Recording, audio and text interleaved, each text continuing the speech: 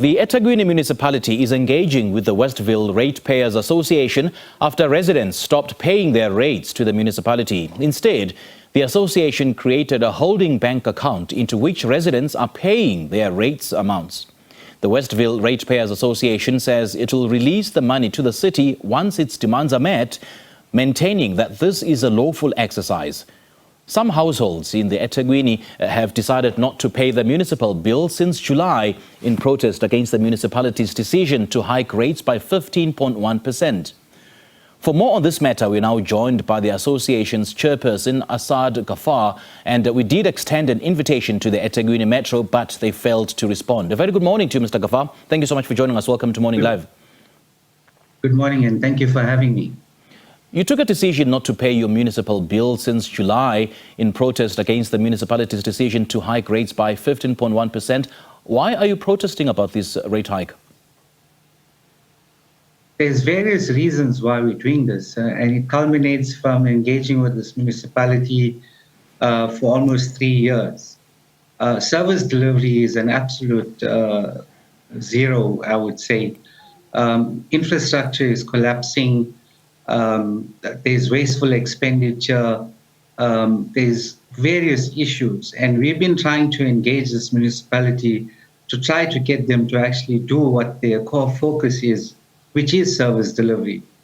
In regards to the reasons why we decided to withhold our monies, culminates from this year's 2023-2024 budget, in which the municipality failed to ensure that the public participation process was done properly, and they in fact did indeed engage with the residents of eThekwini.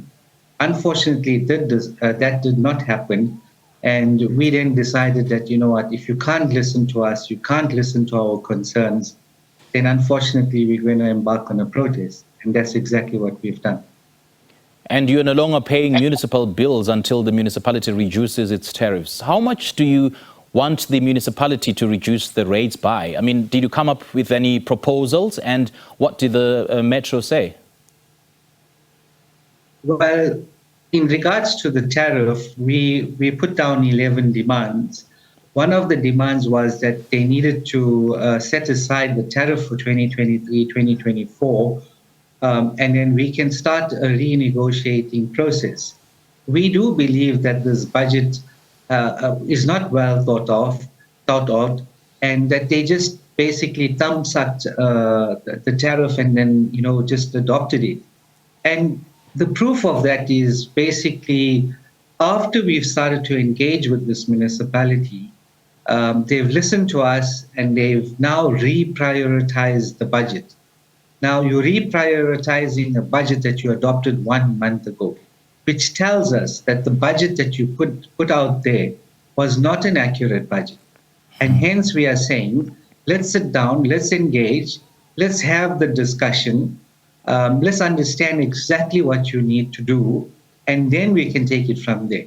They are playing hardball and they're saying, no, it's not within the law.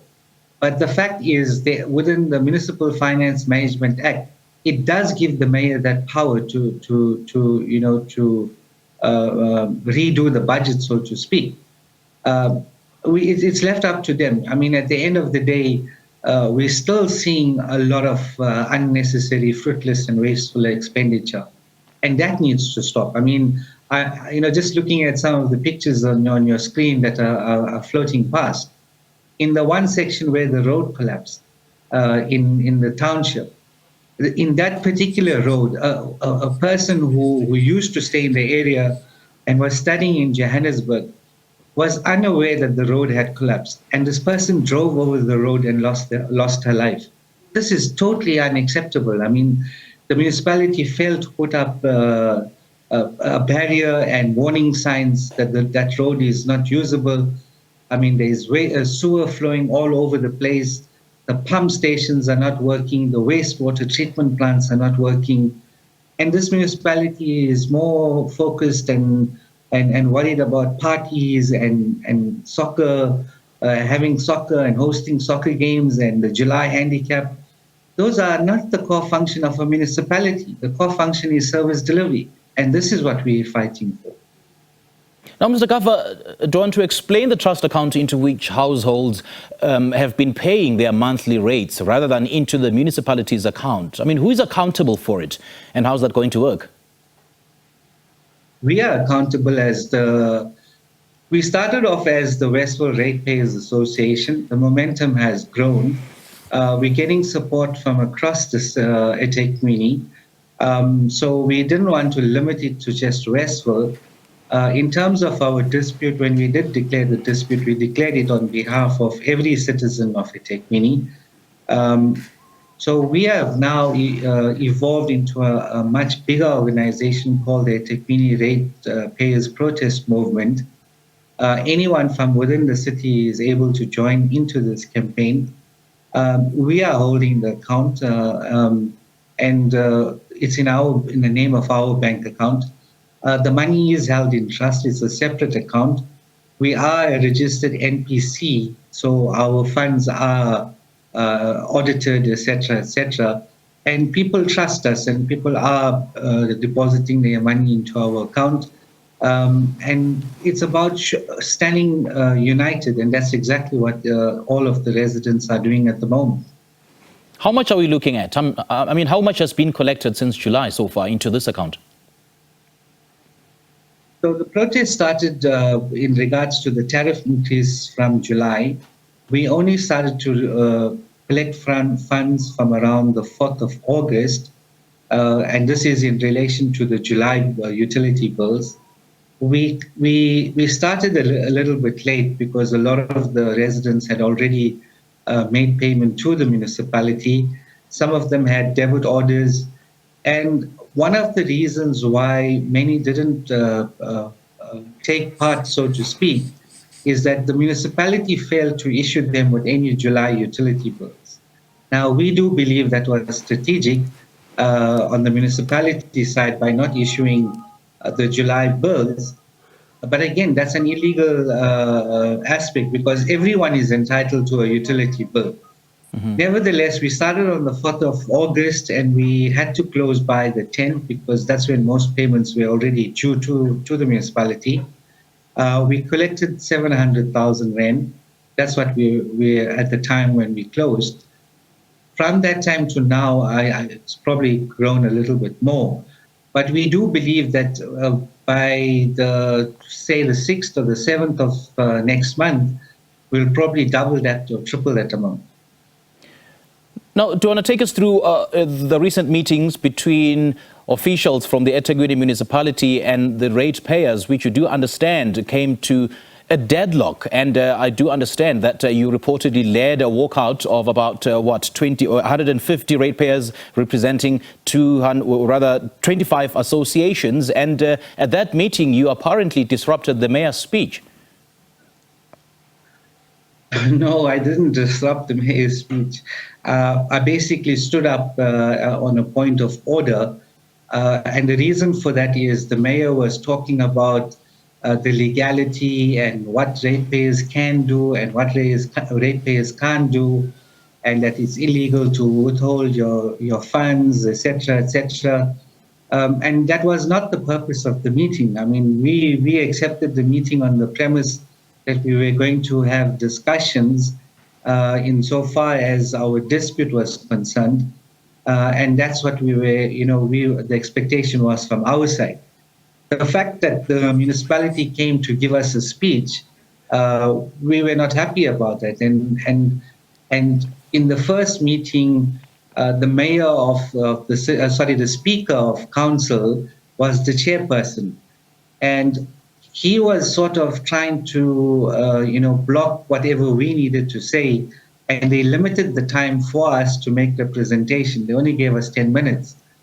So due to all of this, we felt that there was no point of us sitting in this meeting if you're not going to listen to us. Hence, we walked out. And I think it was the right decision that we took because within the next 2 days, the municipality then came back to us and said, hey, hold on, we want to talk and we want to listen to you guys. So we accepted the meeting and the second meeting. We went into the second meeting and we set a whole lot of conditions. We said, should we accept this meeting, please ensure that you come with the top three, meaning the mayor, the city manager, and the chief financial officer, because we've got some serious concerns, and it can't be just the mayor making decisions. And we also invited the full exco, by the way. At this meeting, the mayor just came. It was him and a few of the department heads. The CFO was not present. Exco was not present. The city manager was not present. But we agreed to continue the meeting because we believe that at that time that we could make some headway and try to resolve the dispute that we have with the city. But again, they came with with a written response to our demands. They've acceded to a few of the demands. I mean, they've conceded that the utility bill is difficult to read for residents. They've also agreed that the estimate readings that they're doing at the moment needs to change. In fact, it's actually illegal. They're supposed to give us a utility bill for the exact amount of that we owe the city. I mean, you can't be giving us estimates. Right. Now, in some instances, they're giving people estimate readings that are over 7 months and 8 months old.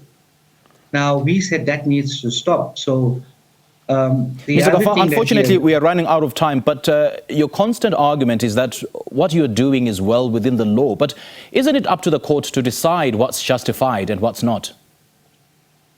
Well, that's exactly the point. I mean, we've declared the dispute. We're openly telling the city that we are withholding the money. They keep saying that it's illegal. And if they do believe that it's not within the law, then why haven't they taken us to court? They're more than welcome to take us to court. Okay. And the city is threatening households boycotting their bill payments that they will be dealt with individually and not as a collective. So how are the residents protected in this? So this is, again, a statement that they make which is untrue, because if you look at the Municipal Systems Act, it gives us the right as a Ratepayers Association to represent our members. So the fact that the municipality is saying that they have no relationship with ratepayers, they have relationship with individuals, that in itself is a problem, because the Systems Act makes it very, very clear that organizations can represent individuals. All right, Mr. Gaffar, great chatting to you. Thank you so much for joining us. Thank you.